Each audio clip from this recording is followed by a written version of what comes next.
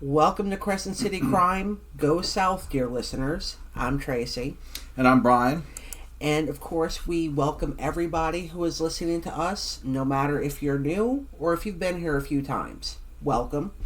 Welcome, listeners. We enjoy talking to you every time. We really do. And of course, we're on all the social medias. So please like, share, subscribe, follow, comment. Just find us somewhere out there. We're on all the podcasting platforms. We're on all the social medias. And we are on the YouTube. But word of mouth is always the most important thing. So please make sure that you tell your friends. But also... tell your enemies. Especially your enemies. Especially your enemies.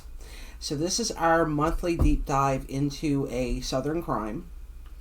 This is a recent one.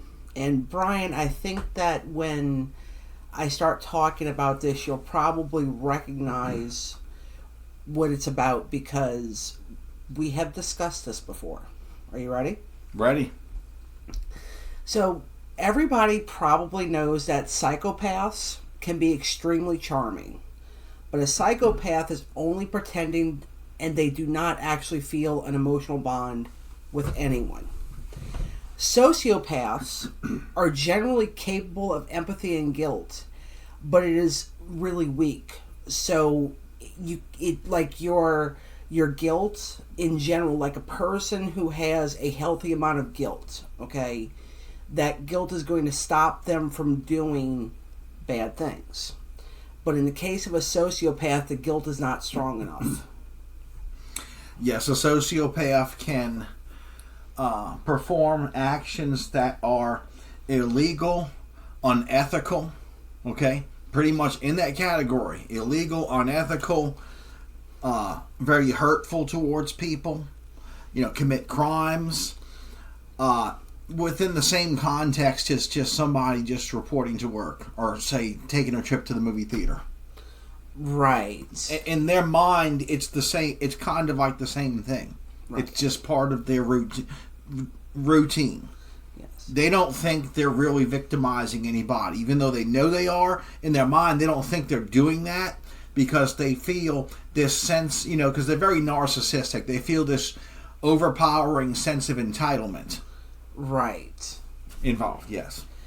Now, coupled with what we just said, the old saying goes that every woman loves a bad boy and that every bad boy has a soft side. But I'm sorry to be the one to burst your bubble. This is not true. In today's story, we will be talking about a relationship between one of the ultimate bad boys and somebody who was a good woman, but underneath the bad boy's charming exterior lies a heart of stone. Rogersville, Alabama is a small southern town with a population of about 1,400 people and is close to the Tennessee-Alabama border in Lauderdale County. One of the residents, Connie Ridgway, was living on a fixed income, but she was also the type of person to help her neighbors in any way she could. Her birthday was on the 4th of July, and she collected American flag decor. She was the type of person who believed that you never met a stranger. Just a nice lady. Yeah, there's a lot of people like that in the New Orleans area, for example. Yes. The kind of person who will strike up a conversation with a total stranger at a retail store or especially the grocery store. Yes, and people like this in a city or in a small community, they tend to be really loved, really appreciated by their neighbors. And that's the kind of person that Connie Ridgway was. Everybody knew her as a sweet, kind, smiling, happy kind of person. In 2015, she was struggling financially, but she hoped to see her son Austin for his birthday in August. Austin and his brother Cameron sent their mother gas money, and they planned to meet at a restaurant in Birmingham, Alabama. Cameron had just gotten married, and much of the conversation revolved around Cameron and his new wife, Rachel. After they ate some pizza, they went to a park, they said their goodbyes, and they believed that they would see each other again, but unfortunately they were wrong.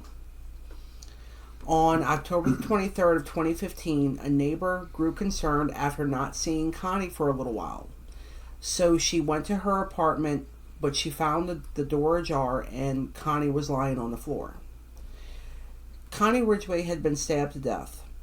The neighbor called the police, and at the same time, a Lauderdale County high school football game was underway just across the street from the apartment complex. So when the police descended, word spread amongst the small community very quickly. Yes, yeah. The smaller the community, the faster word is going to spread. Quite simply because there's fewer people to impart this information to over a shorter distance. But also because it was a high school football game, there is a good chance that most of the community was there. That's true. Yeah, the population concentrated in one area, so that was a good bit of. In a small community like that, it's safe to say that most people's families and friends were represented at that football game. Yeah. So then after the football game, the word travels extremely fast. Extremely fast. Police contacted Cameron, who called his brother. Both of them immediately returned to Rogersville. And after countless interviews, following leads and collecting evidence, investigators just could not find the person who had killed Connie Ridgway. Austin and Cameron avidly followed the investigation and even knew who law enforcement had questioned in the death of their mother. The case went cold until August 2020, when a victim's representative from the Lauderdale County District Attorney's Office called requesting a meeting with Austin and Cameron. At the meeting, the brothers learned that a suspect was in custody. His name was Casey White, and law enforcement had spoken to him early in the investigation, but he didn't have enough to hold him at that time. Now, when he was interviewed again, Casey White confessed to murdering Connie Ridgway. The brothers felt a sense of relief. I mean, this was 5 long years they had to wait for answers, and they believed that they finally had something to go on. In these 5 years, and the brothers also, they were very close with their mother, and this just tore their lives apart. 5 years is a long time. It's too long to wait to get closure. But unfortunately, it's like you factor in the death penalty. Closure can take a very long time to come. Yeah, and even death penalty cases after an execution, on that subject matter, closure still doesn't happen. Right. Now, the brothers felt a sense of relief that someone had been arrested. But that sense of relief was eroded away when they learned that Casey White intended to plead not guilty by reason of insanity, and he also recanted his confession. However, Casey White was already in jail because of an incident that occurred on December the 2nd of 2015. Casey White had broken into his ex-girlfriend's residence and held her hostage along with 2 other people. He had also shot at his hostages as they attempted to escape. And then on the same night, he stole a vehicle and threatened a truck driver in order to hijack his vehicle. Casey White also shot another woman in Tennessee in an attempt to seize her car on another occasion. So, charming guy, right? Just lovely. Yeah. A stellar citizen. Amazing. Yes, someone who feels it best to resolve confrontations with gunfire. Of course, everybody knows that's how you settle, disagreements, confrontations, I mean, it's like, I carry a handgun to most places I go to, and whenever I get into an argument with somebody, well, I draw that Walther PPK and turn into James Bond. You are in fact recording this from death row. Oh, that's right. Yes. Death Row Podcast, is it? Right? Death Row Podcast. Yep. Mm-hmm. They let me out, run furloughs. Oh, okay. That's how we record the podcast. Yeah, they let me out on furloughs, and while I'm on furlough, I wound up getting into a disagreement on every furlough, and just keeps getting resentenced to death. I just keep settling it with my handgun. Every okay. single time. And I post videos. I live stream it, and I post videos of it too. What's that Chinese? TikTok? Oh, TikTok. Yeah. I TikTok every single one of these, in and out the revolving door, We're big TikTok stars. Yeah. Huge. Yeah, but I have to get screened every time I enter and leave, enter and leave death row, of course. So I have to leave the handgun in my vehicle, Okay. outside at the prison, All right. All right. So, for this crime spree, Casey White was sentenced to 75 years, and he was 38 years old.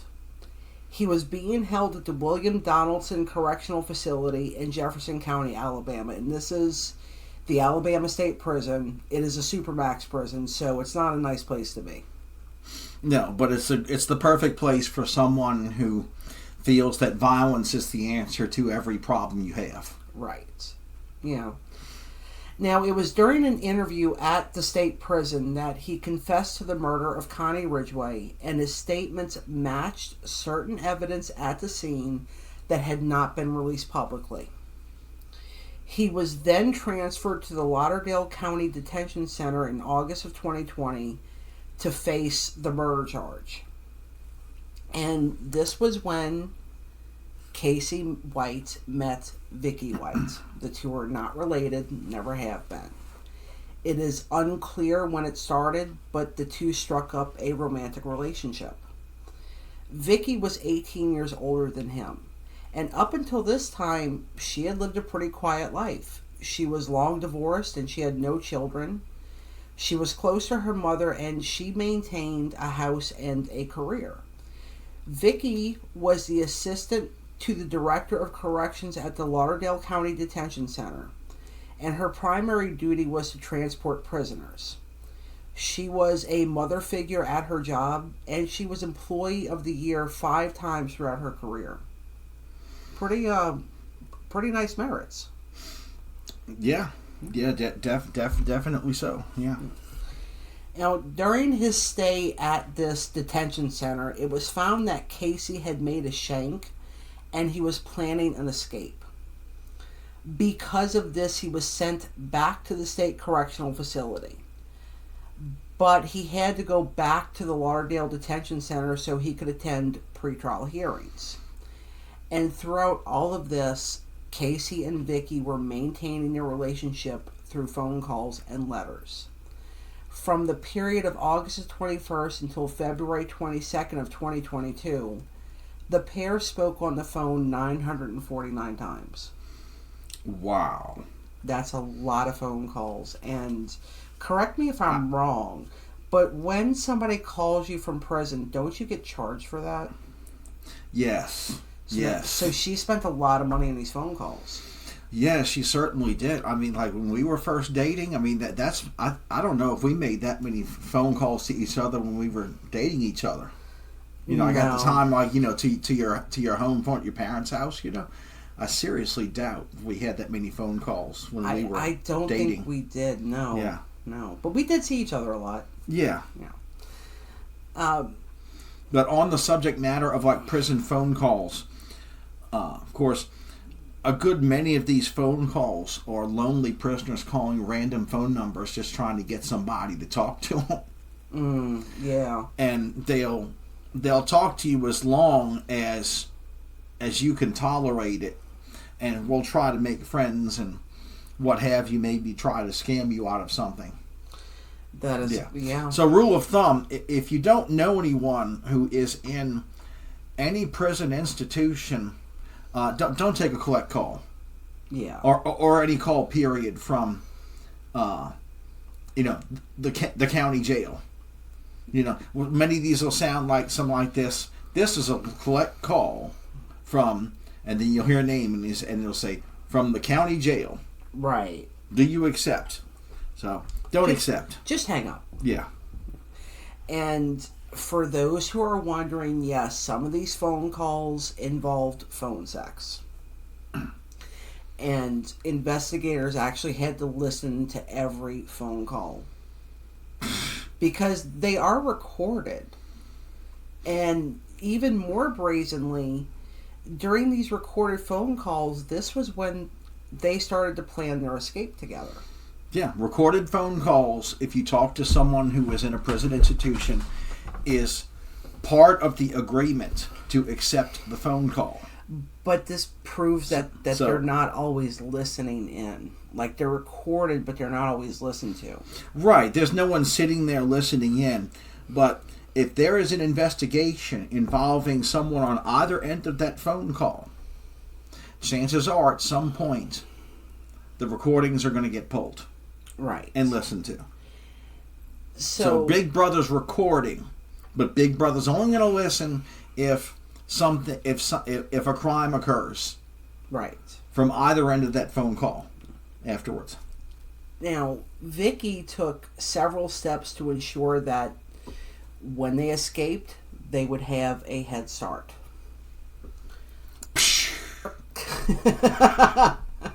Chariots of Fire theme, please. On April the 18th of 2022, Vicky White sold her home. Public records revealed that she sold the property for $95,550, which was about $100,000 below market value. Quick sale price. Quick sale price. She was living with her mother after the sale, and then on April the 28th of 2022, Vicky submitted her retirement paperwork to officials at Lauderdale County Jail. According to the sheriff, Rick Singleton, she had been discussing her retirement for months and talked about going to the beach. During that same week, Vicky purchased men's clothing at a Kohl's store and visited a sex shop. It is unclear if she bought anything at the adult toy store, but she also withdrew $96,000 in cash out of a series of her bank accounts. On April the 29th, she spent the night at a Quality Inn in Florence, Alabama, by herself. Okay. By herself. She can go on a commercial and say, "I spent the night at a Quality Inn." But on the subject of adult toy stores, the funny thing is when someone says adult toy store, you know what I think about? Like action figure kind of toys? I think about GameStop. Oh, okay. Yeah. Or say, or Barnes and Noble, you know. Okay, well, this is not... Where, collectibles are sold, This is not that kind of adult toy store. This is the pornographic kind. Yeah, there's actually, there's at least 2 of them in the French Quarter.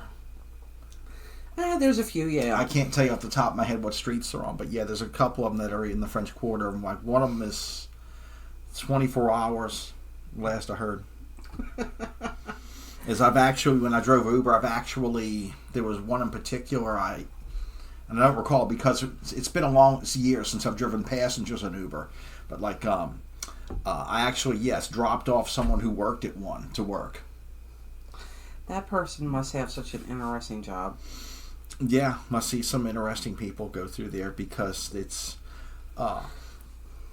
there's no really stereotypical type that goes into an adult toy store.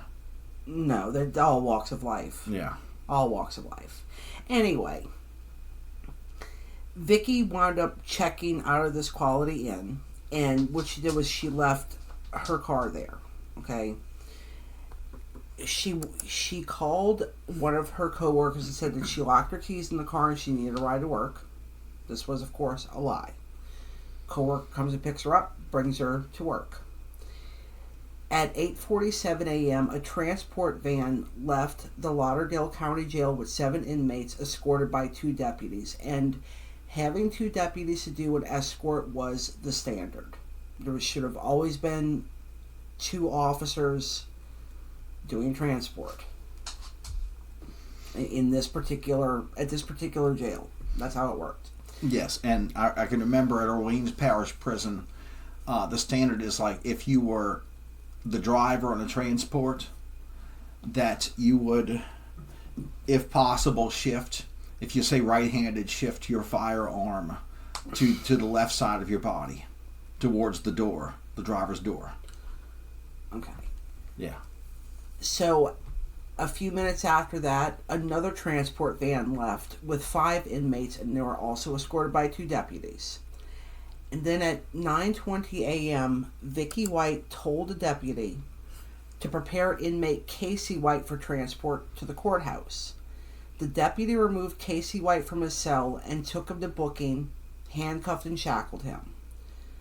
20 minutes after that, Vicky told the booking officer that she was transporting Casey White to the courthouse for a mental health evaluation.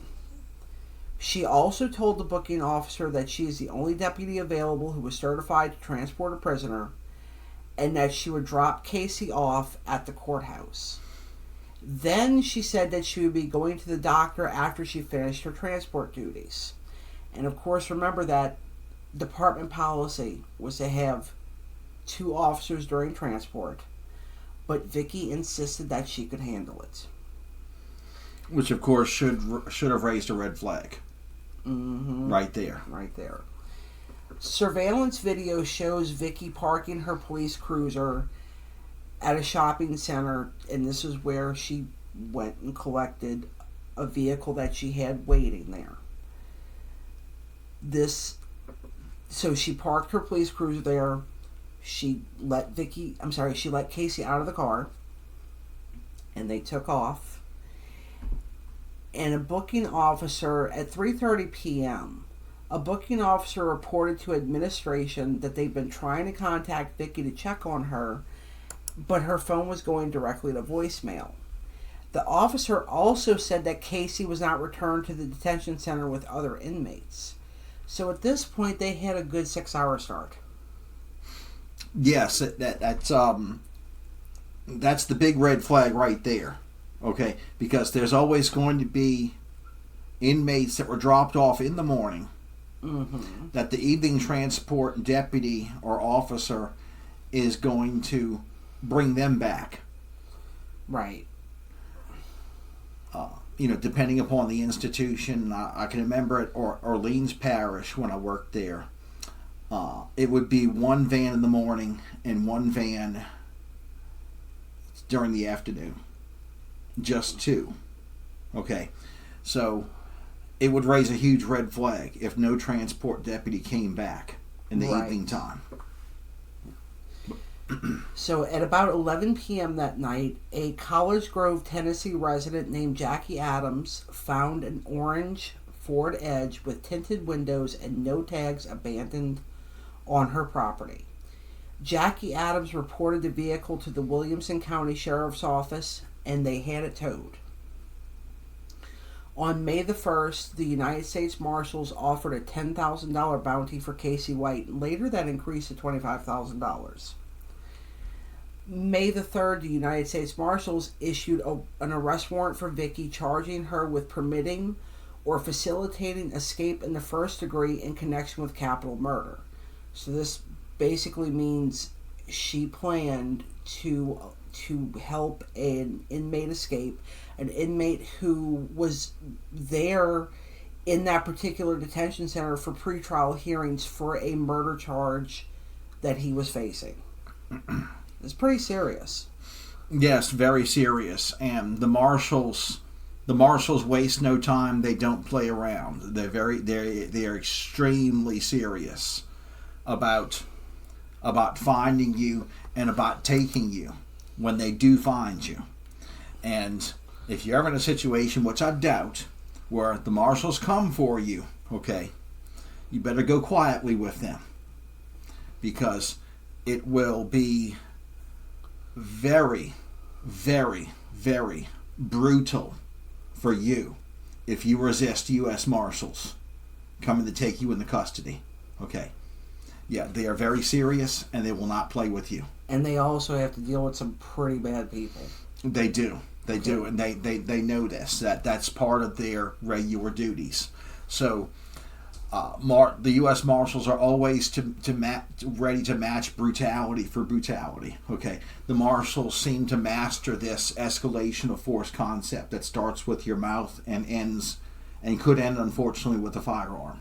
Right. The escalation of force always begins with verbal, and firearm is the last step. In between there, you have hands, you have mace, depending on what the officer is equipped with, a taser, or PR-24 baton, also known as a tomfa in the martial arts world, or even a one of those collapsible batons. Yeah. Okay. Well, some of those collapsible batons, though, I think anybody can carry those.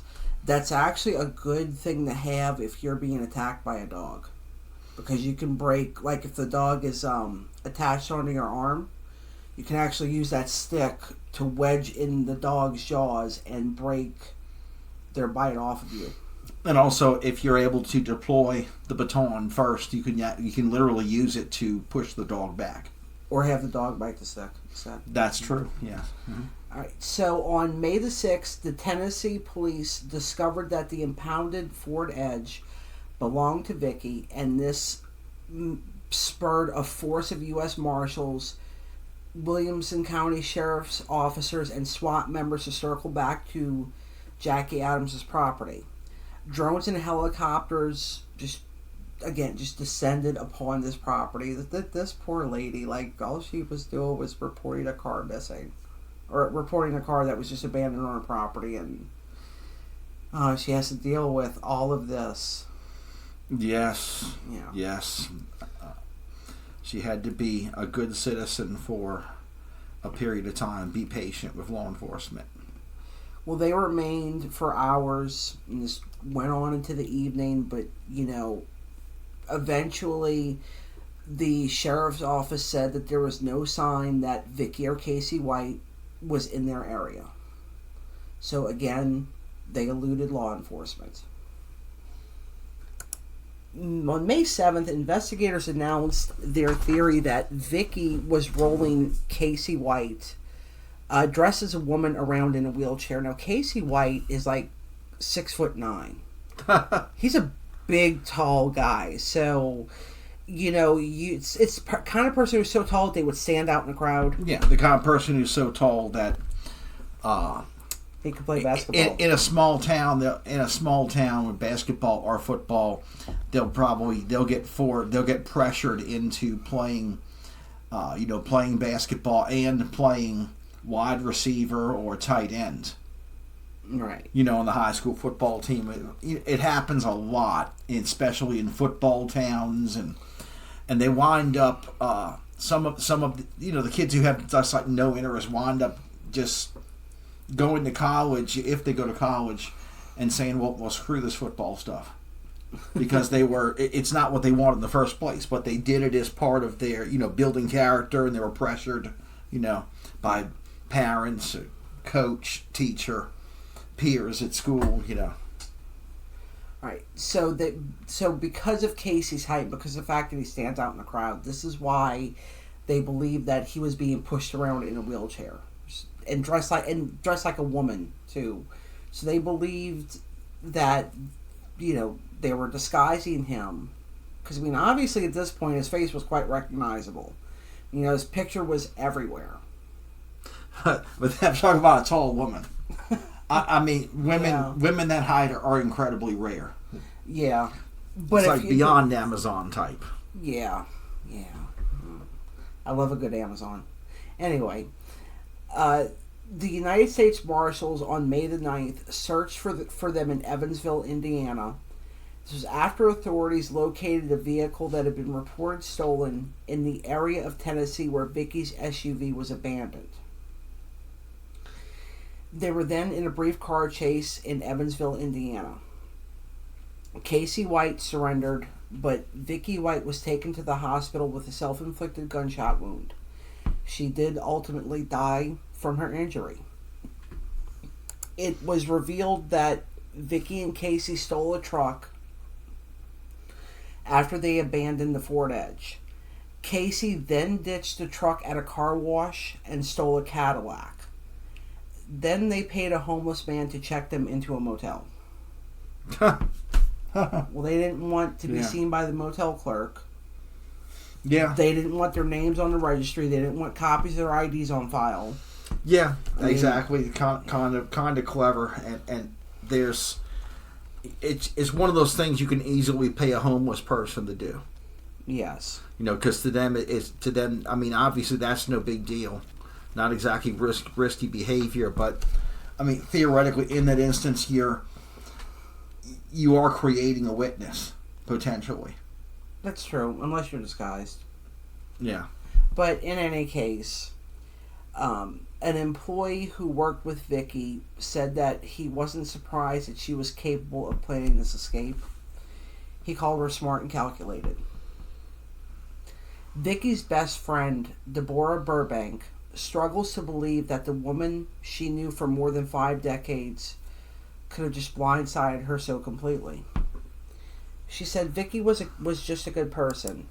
She was always supportive, always helping people, my daughter, nephews, and friends. She would do anything for anyone, and she was always a good girl. She was a family girl. When we were younger, I was the one getting into trouble, smoking weed and drinking. Vicky never participated in any of that, but she was still my friend. According to Deborah, Vicky did not go into the prison service because she felt a calling, but simply because a friend had told her that they had jobs. And, she applied and she found that she enjoyed the work and she took great pride in it. And when asked about Vicky's motivations, Deborah said, the only thing I can think of is that you just don't know where your heart can lead you. I should know. I've had 4 awful husbands. Vicky only had one husband, and she stayed friends with him till the end. I guess we can all fall in love and do crazy things. Now, no matter how confusing Vicky's actions were, Deborah is certain of one thing. She said Vicky was not suicidal. She did not deliberately pull that trigger and shot herself. She points to the 911 call that was made either by Vicky or Casey when they were being chased. I think really from the way that, because I've listened to the audio of this 911 call, the way that it sounds to me is like maybe it was a butt dial. In all seriousness, I think somebody butt dialed 911 during this car chase. Because all you hear is the conversation between Vicky and Casey in the car. You don't hear Vicky talking to the 911 operator or anything like that. Unless it's possible that she had a change of heart while they were in the car. For some reason, some closeted behavior that he all of a sudden exhibited towards her. So in other words, you mean like he had charmed her and then all of a sudden she saw what he really was? Yeah, possible that that she thought she was in charge of the situation and he was taking charge and he was, no pun intended, laying down the law. Okay. Right. And she might have covertly dialed 911 seeking help. And it's possible that she was trying to escape from the car when he shot her. Well, we'll get to that. Because Deborah believes that the audio released by the Vanderburgh County Sheriff's Department suggests that Vicky was concerned with the couple's safety. She can be heard saying, "Stop, stop, the airbags will go off and kill us." And according to law enforcement, Vicky was driving and she had a gun in her right hand. So if she has a gun in her right hand, that means that Casey was on her right side. Just want to point that out. At one point, an officer can be heard stating that Vicky has her finger on the trigger. So Vicky did have her finger on the trigger. But of course, we don't really know which direction the gun was pointed in. It is unclear if Vicky was holding the weapon when the car crashed into a ditch, because officers did ram the car. And in the audio call, Vicky is yelling Casey's name. She was talking about getting up and running. Deborah believes that Vicky was not suicidal. She said that she doesn't care if they say they found the gun in her hand. She does not believe that Vicky pulled the trigger and shot herself on purpose. Prisoners at the correction center actually held a prayer vigil for Vicky after learning of her death. A lot of inmates are actually furious at Casey White, and they blame him for what happened. Yeah, inmates typically, after they spend as little as a year in jail, they learn how manipulative certain other inmates are, and they understood how he manipulated her, how he tuned into her empathy, right, and used it against her. Was able to tap into that kind of motherly instinct. Yeah, that part of her that needed something, and he was able to trick her into believing that he was giving her this love.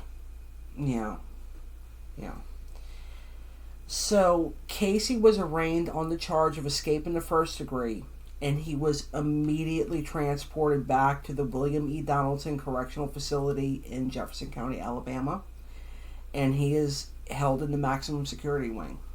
So he's not going anywhere. I really don't think he's ever going to get out again. It does need to be noted that 7 years before his violent spree that initially put him in jail for 75 years, Casey White's girlfriend at the time, Christy Shelton, allegedly committed suicide in his presence by using a sawed-off shotgun on herself. And her family has never believed that she would have done that to herself. She had recently had her children taken away by CPS. She wanted to get her children back. She wanted to go into drug rehab. But all of these things that she wanted meant that she would have to dump Casey. So, I just want to say, if you have a couple of girlfriends who, maybe commit suicide, maybe you have something to do with it. Yes. Yeah.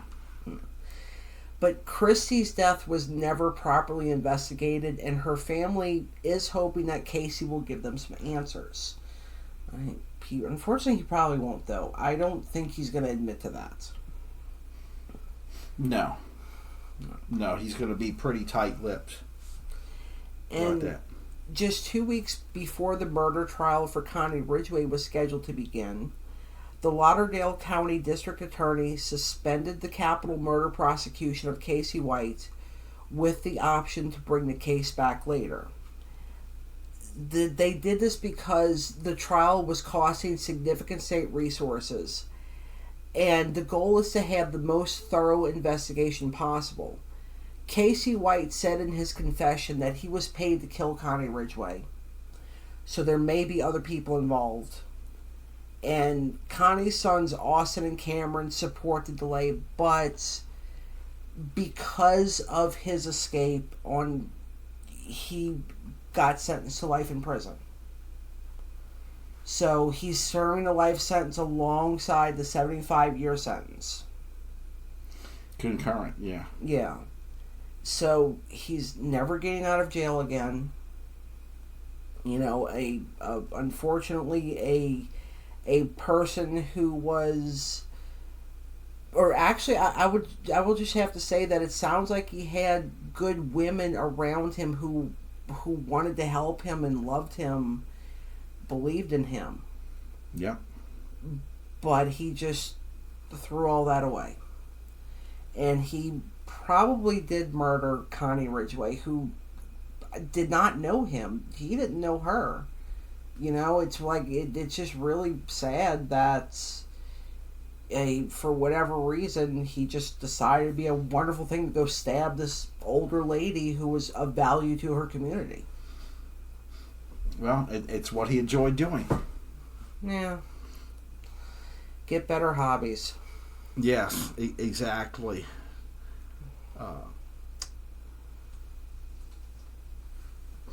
If that's the way you gain pleasure from harming innocent wholesome people like like her, then you deserve whatever you get for it.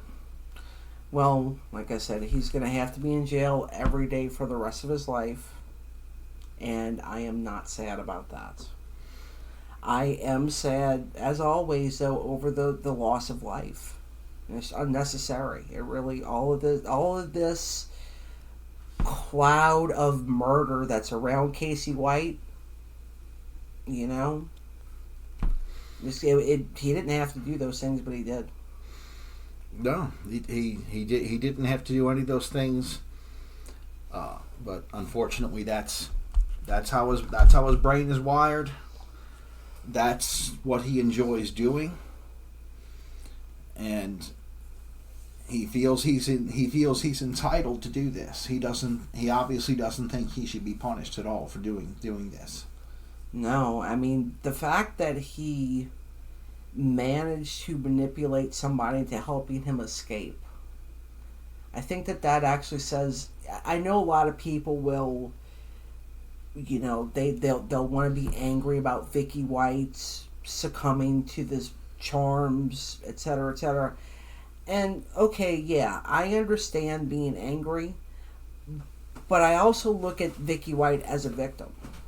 She's another victim. She was another victim of Casey White's. Yes, this is why it's forbidden to have any kind of friendship with an inmate if you work at an institution. This is why. Yeah. This is also why, when part of the screening process before you're hired, part of the interview process, and is if you have any friends or family that is in that institution, you have to disclose that. Okay? If you don't disclose it, of course, it's grounds for termination of your job. Okay? If you do disclose it, it's going to be up to the institution as to whether or not they'll still hire you.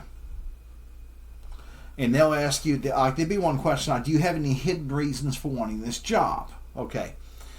And, of course, no one's going to be dumb enough to say, yes, I do have a hidden reason for wanting this job. My uncle is in Supermax, and I want to break him out. Or my uncle's in Supermax, and he misses his marijuana.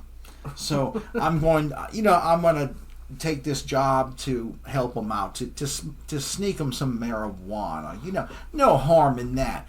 Well, of course, the authorities in any given prison are well aware of the fact that things start off little and just snowball, big. Okay, getting too friendly with an inmate is sometimes just one step in the process of an inmate getting in your head and manipulating you for something that they want.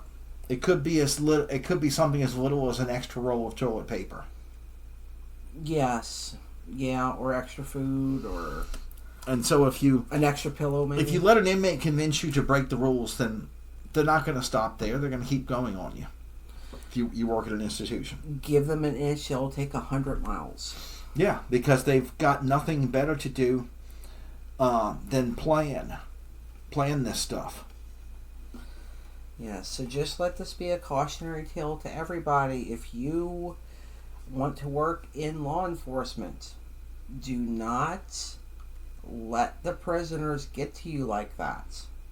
This has happened on occasion. It doesn't happen often, but it has happened before.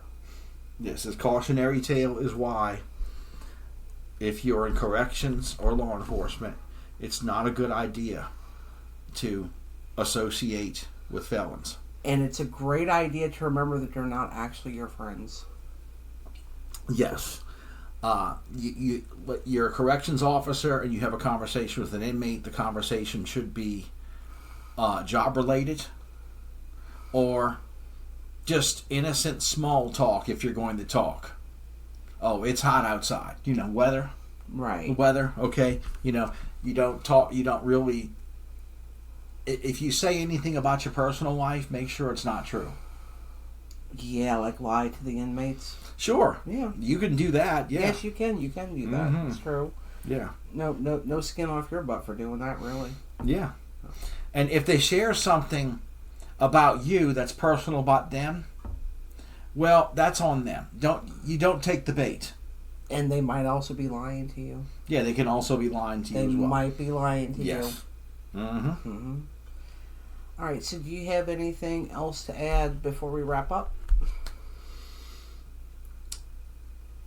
Yes, ladies, beware. Beware, especially when you're an adult, okay? We're talking past high school. When you're an adult, okay, and especially, like, say, when you're out of college, maybe even in college as well, beware of the bad boy, okay? In fact, in your adult life, don't date the bad boy, okay? Please understand that you're not going to tame the bad boy. You're not going to fix them. You're not going to change them. Yeah. Don't believe TV or movies. It's fantasy. They're just trying to tell a story, okay? Right. And trying to entertain people. And okay? and when I say bad boy, I don't mean like like a rebel without a cause. Rides a motorcycle and wears a leather jacket. That's okay. I think that's typically our mental image of a bad boy. But there's a bad boy and then there's a horrible boy, right? Right. So, if you get associated with, if you date the bad boy who's doing dangerous things on a daily basis, like for example, he takes you on first date and he drives like a freaking maniac. Oh Lord! To impress you, okay? So then you're risking your life, okay? Lots of people die in traffic accidents. Lots of people get injured in traffic accidents. You get into the car with an aggressive driving boyfriend, and you just may be next. You just may be next. Yeah, because chances are aggressive driving eventually is going to lead to an accident. Okay, so that's just one situation. Okay, but that's actually a really good point that you bring up, Brian. That's actually that's a good litmus test. If you're on a date with somebody, and if they don't value you enough to drive carefully, dump them. Yes, and let's say the next step past that. Okay, let's say the boyfriend passes the litmus test of driving decently. If your boyfriend likes to take you to dangerous places, let's say the wrong bar scene, okay? The wrong bar scene, or if he takes you to a house where there are people in there doing unsavory things, dump them. Including unsavory gambling. Yes. Where you have rough characters, okay, at this poker table in someone's house, who are loud and boisterous and abrasive and aggressive, misogynistic, chauvinistic, okay, and seem to be prone to violence and probably illegally carrying firearms, okay, knives, so. And your boyfriend brings you to one of those, dump them. Yeah, it's, the way that you describe it, I'm kind of remembering that scene from the movie The Crow, where all the guys are sitting in the bar and they're like swallowing bullets. Remember that? Wait. Was it the bullet or was it the entire round of ammunition? I think it was the round of ammunition. Oh my! Okay. I think so, but now, of course, it is just a movie. Yeah, so you're swallowing the bullet itself, the shell casing with the gunpowder inside, and the primer on the back of it. The four components of a round of ammunition. You're swallowing that. Okay, so hopefully you pass it. Through your your digestive tract. With hopefully the second to last stop being your the transverse colon. Just below your ribs. Okay. Yeah, hopefully, but I mean, I wouldn't even think about swallowing a round of ammunition or a bullet. Okay, especially if it's a bullet that is made entirely of lead, that doesn't even have a copper coating on it. Okay, because then you risk lead poisoning. Mm-hmm. Okay. It's like, for example, there was this. Yeah, that's right. I was involved in transporting this swan from City Park when I was still in law enforcement to the Audubon zoos. Did you run away with the swan? Did you break the Well, swan? the swan was so sick. The swan. This is the scary part. The swan was so sick that she didn't hiss at us. It was myself and a zoo volunteer. Okay, from their endangered birds exhibit. Okay. She didn't hiss. She didn't try to bite us. That's how sick the poor swan was. Okay. And they were able to nurse her back to health. Okay. And they got my contact information and they called me. And I was on duty. So we scheduled this. You know, we brought the swan back to City Park. And it was it was like three of us because you know, after they nursed her back to health, she was hissing at us. She was trying to bite us. She was very healthy. Right. One of us had to control the neck to, you know, hold her down, you know, put her in the back of the car to bring her back to the park. They found out that she had swallowed a lead fishing lure. So she was dying of lead poisoning. Yes, that's the equivalent of swallowing a lead bullet. Okay, so yes, that's a classic. Well, an unusual example of lead poisoning, but it had a happy ending. Yes, the swan was nursed back to health. Tracy still has pictures, Polaroid pictures I took with the evidence camera. Okay, whereas I took the pictures of her finding this Drake. Okay, and I took a picture of that where they were swaying their necks in front of each other and they formed that classic heart. Yeah, it's a great picture. Between their necks. That's when I found out, wow, swans and drakes actually do this. They do. Yeah. And I think swans mate for life, too. Because somebody could correct me if I'm wrong, but I think that's the case. Yeah, I think so. Yeah. All right, so basically, find a guy who treats you like you are the king or queen that you are. Yes, and if the guy's an animal lover, that's a plus. That's a plus. Because empathy for animals means that the person's likely to have empathy for humans too. Yes, likely. As someone who hates animals, okay, hates dogs, hates cats, okay, we're talking not indifference, just hates them, okay. That's a red flag. Yeah. And I will also say I'm not going to repeat the story on the air.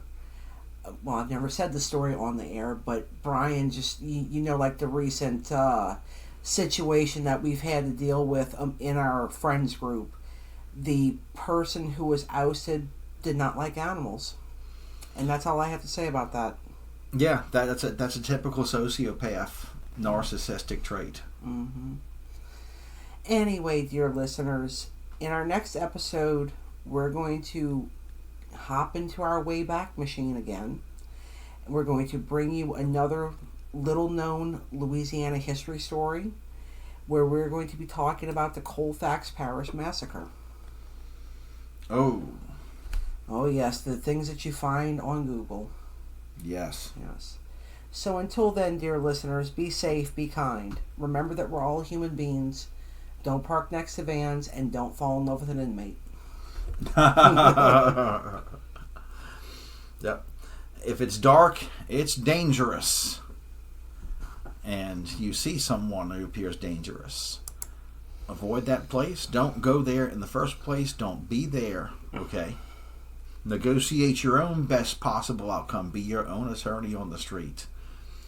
And if you are being questioned by law enforcement in a professional capacity and you are not the witness or the victim to a crime, lawyer up.